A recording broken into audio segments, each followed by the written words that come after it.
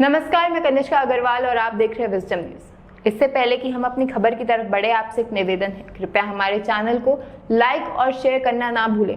और यदि आप थैंक्स और सुपर थैंक्स के बटन पर क्लिक करते हैं तो हमें बहुत खुशी होगी। धन्यवाद। एनडीए से अब तक रही दूरी के पीछे चिराग पासवान आखिर नीतीश कुमार को क्यों जिम्मेदार मानते हैं? लालू के परिवार से उनके कैसे रिश्ते हैं? और राम विलास पासवान की परंपरागत लोकसभा सीट रही हाजीपुर पर अब क्या किसका दावा होगा? इन्हीं सवालों के जवाब जानिए। चलिए हम आपको बताते हैं। हाल ही में दिल्ली में एनडीए के घटक दलों की बैठक हुई।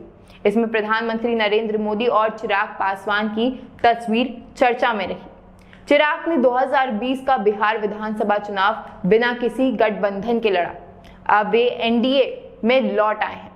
सियासी गलियारों में इन सवालों की चर्चा में है कि क्या चिराग को केंद्रीय मंत्रिमंडल में जगह मिलेगी? क्या दो धड़ों में बढ़ चुकी लोक जनशक्ति पार्टी एक होकर लोकसभा चुनाव लड़ेगी? क्या चाचा पशुपति पारस और भतीजा चिराग के बीच दूरियां मिटेंगी? चलिए आपको इनके जवाब बताते हैं। दिवंगत नेता रामविलास पासवान के बेटे और सांसद चिराग पासवान ने इन्हीं सवालों के जवाब दिए। एक तस्वीर जिसे राजनीति में दिलचस्पी रखने वालों ने खूब देखा। एनडीए की बैठक के बाद प्रधानमंत्री ने जिस तरह आपके गालों को पकड़ा और गले लगाया, उस दौरान क्या हुआ? चिराग पासवान का इस पे कहना था, बात ज्यादा हुई नहीं, उन्होंने सिर्फ हालचाल पूछा। मुझे लगता है कि शायद उस दिन तस्वीर और वीडियो के माध्यम से ये लम्हा सार्वजनिक हुआ, लेकिन इस लम्हे को मैंने महसूस कई बार किया। कई बार मेरे लिए हनुमान शब्द तंज के तौर पर इस्तेमाल किया जाता था। कई बार मुझे ताने दिए जाते थे कि आप प्रधानमंत्री के खिलाफ क्यों कभी कुछ नहीं बोलते। भाजपा ने आपके साथ ऐसा किया, वैसा किया, दुनिया भर की बातें कही जाती थी। कहा जाता था कि फिर भी आप प्रधानमंत्री के भक्त बने हुए हैं। हालांकि मेरे प्रधानमंत्री के साथ यही रिश्ता रहा। ये रिश्ता उनके साथ और ज्यादा तब गहराया जब मेरे पिता अस्पताल में थे। उनकी तबीयत खराब थी। परिवार के एक सदस्य की तरह प्रधानमंत्री जी ने मुझे और मेरे परिवार को संभाला। उस दौरान दिन में 2-2 बार प्रधानमंत्री सीधे फोन करते थे।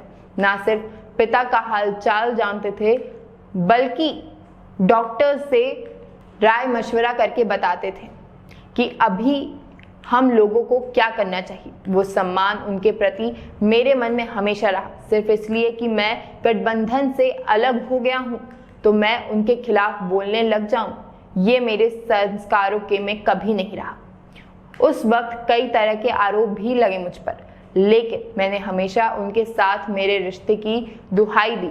मैंने और प्रधानमंत्री जी ने हमेशा उस मर्यादा को बनाए रखा। उसी रिश्ते की एक बहुत खूबसूरत झलक उस दिन बैठक में देखने को मिली।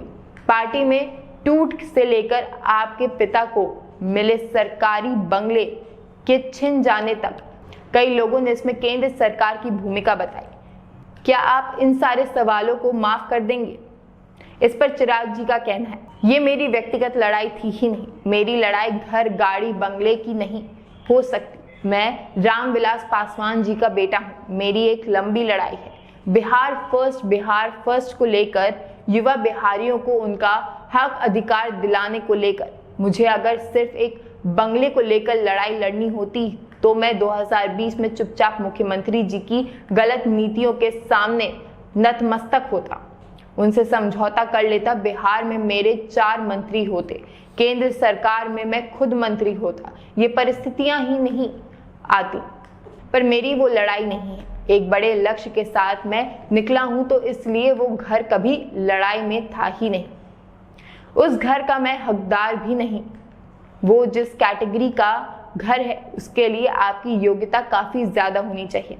मेरे पिता ने उतनी मेहनत की, तब वे उस घर के हकदार हुए। तो इस बात को कभी मान के भी नहीं चल रहा था कि सिर्फ 2 बार का सांसद होने से मैं उस घर का हकदार हो सकता हूँ। अब आपको बताते हैं कि चिराग के परिवार में भी टूट थी। आखिर वो थी क्या? परिवार पार्टी में टूट की जहां तक बात आई, मैंने अभी किसी दूसरे को जिम्मेदार माना ही नहीं। मेरा मानना है कि मेरे अपनों ने मुझे धोखा दिया। मेरे अपने अगर मेरे साथ खड़े रहते तो दुनिया की कोई ताकत नहीं थी जो इस परिवार को तोड़ सकती या इस पार्टी को तोड़ सकती थी। धोखा मुझे मेरे अपनों से मिला, किसी दूसरे या तीसरे पर मैं क्यों ही उंगली उठाऊं। इसलिए मेरे जहन में कभी ये सब आ ही नहीं रहा था कि भाजपा ने ये किया या प्रधानमंत्री जी खामोश रहे। जब मेरे अपने ही मेरे साथ नहीं थे तो कोई दूसरा भी उस वक्त मेरे साथ क्यों खड़े होकर लड़ता। भाजपा या प्रधानमंत्री जी के खिलाफ कभी कोई ऐसी बातें उस दौरान निकली नहीं, क्योंकि कभी मैंने उन लोगों को इसके लिए जिम्मेदार माना ही नहीं। दुनिया आपको उकसाने के लिए कई बातें करती है, लेकिन मुझे पता है कि हकीकत क्या है। फिर दूरी क्यों बनाई?